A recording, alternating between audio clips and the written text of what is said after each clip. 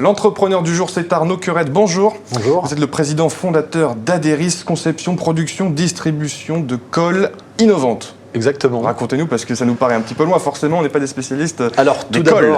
Exactement. Alors tout d'abord, Aderis est implanté au nord de Paris, à côté de Roissy-Charles de Gaulle, dans le Val d'Oise.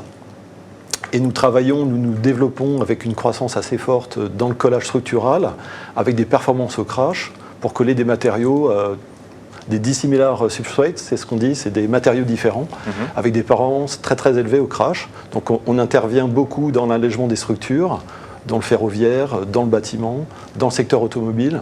Donc effectivement, dans le secteur automobile notamment, on mélange des composants très différents et on se doit d'avoir des performances très très élevées au crash avec des performances de collage extrêmement fortes. L'objectif à chaque fois, c'est la résistance du produit grâce à vos colles innovantes. Alors voilà, c'est la résistance des produits grâce à l'innovation.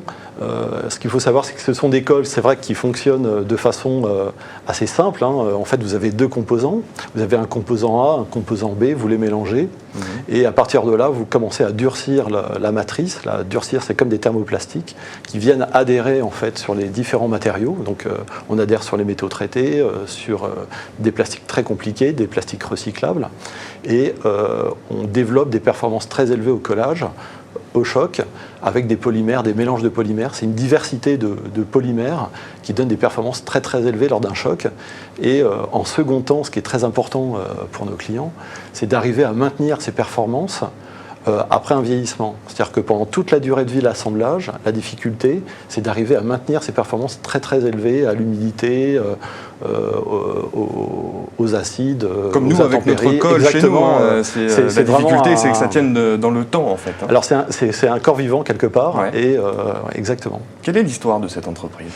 Alors, l'histoire de cette entreprise, il y a eu deux phases. Comment on se lance dans l'école innovante ? Alors, comment on se lance dans l'école innovante ? Si vous voulez, nous, c'est une histoire plutôt familiale. La société a été créée en 1981. C'était nos parents, à l'époque, qui faisaient de la sous-traitance de pièces de fonderie en imprégnation. Et nous sommes trois frères, en fait. On est arrivés beaucoup plus tard, une dizaine, voire une vingtaine d'années plus tard. Le temps de grandir. Voilà, exactement. Et on est passé sur une autre technologie d'adhésif, sur une technologie d'adhésif qui était en rupture avec ce qui était fait dans le passé. Donc on a quitté le monde de la sous-traitance, de la fonderie, puisque le secteur de la fonderie, tout le monde le sait, ça a quasiment disparu. Et on s'est lancé en fait dans des colles. On pressentait que ce type de technologie pouvait être très intéressante parce qu'elle développait des performances uniques avec des temps de manipulation et de polymérisation ultra rapides, donc pour concurrencer le rivetage et la soudure. C'est toute l'histoire de l'industrie française finalement qui tombe parfois dans certains secteurs, vous le disiez, la fonderie, mais qui sait rebondir avec de l'innovation. Ça a été votre pari. Exactement, c'était de se dire, de se pencher en fait sur ce qui se faisait au niveau des assemblages. On ne s'arrête pas sur un échec. Et exactement, c'est que de toute façon, il ne faut pas hésiter en tant qu'entrepreneur de quitter un marché pour rebondir sur un autre. Ça peut se faire entre deux générations. C'est ce que vous conseillez aujourd'hui. Exactement, oui, c'est qu'il faut se remettre en question en permanence. Il n'y a jamais d'acquis. C'est comme cette technologie peut très bien être très intéressante pendant une vingtaine d'années. Et puis on rebondira sur autre chose par la suite. Il n'y a pas de barrière. Justement, maintenant qu'on y voit plus clair dans ce que vous faites avec Aderis, quelles sont les innovations à venir à court, moyen ou long terme ? Alors en fait, vous avez des innovations, alors peut-être liées à notre développement qui commence à s'accélérer sur des marchés beaucoup plus importants comme le marché automobile. Là, on est sur des collages de châssis de voitures, donc on supprime des rivets, on supprime des soudures, on colle de grandes surfaces de collage. On a des applications en cours de développement d'ailleurs avec le groupe Forestia sur le collage de sièges, où là on colle des renforts, donc on gagne des dizaines et des dizaines de kilos sur différents ensembles automobiles. Donc ça peut être c'est un enjeu très très important.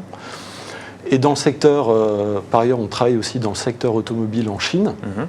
Et là, c'est pareil, on pense que la technologie du saphir, le collage du saphir sur les écrans de téléphone ou sur d'autres types d'écrans devrait se développer, d'où la nécessité d'utiliser des colles extrêmement résistantes en termes de choc. Grâce à vous, on ne se retrouvera plus avec un smartphone et avec la vitre cassée pendant 3 ans. Alors, on espère. Après, tout dépend des choix des concepteurs, des designers, quelles sont les orientations qu'ils vont souhaiter prendre. Mais en tous les cas, c'est des solutions qui existent. Après, vous avez la solution. Oui, on a tout à fait la solution. D'ailleurs, elle a été reconnue par des grands fabricants mondiaux de téléphones, que l'on ne peut pas citer. On ne peut pas citer malheureusement, mais on les reconnaîtra facilement. Voilà.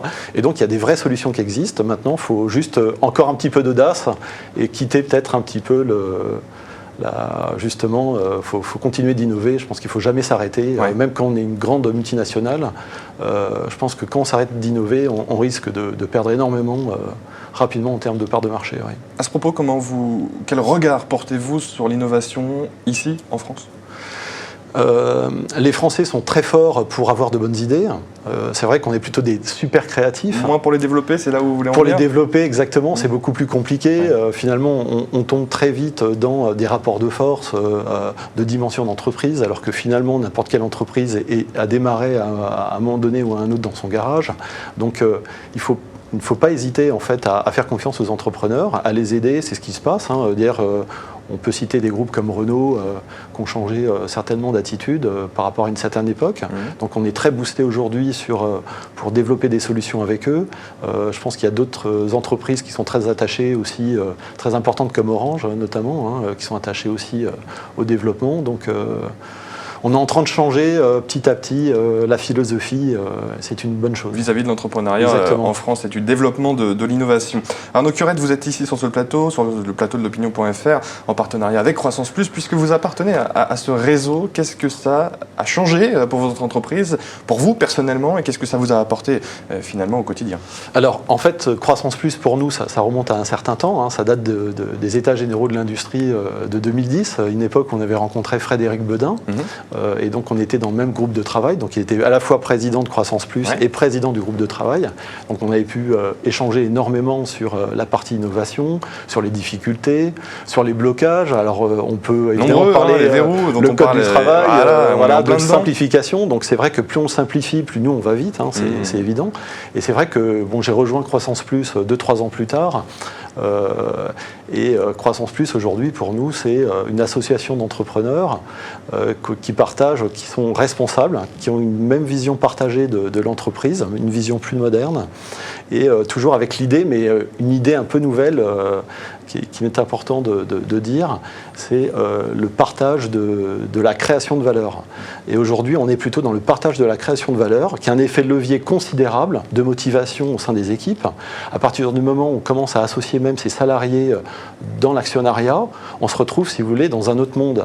Et c'est pas tout à fait le même monde aujourd'hui auquel pensent les syndicalistes.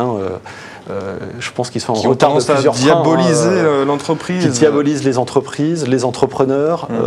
Alors que vous prenez la redistribution et le partage, l'échange avec vos salariés, c'est ça le message à faire passer aujourd'hui. C'est ça si j'ai bien compris ce message.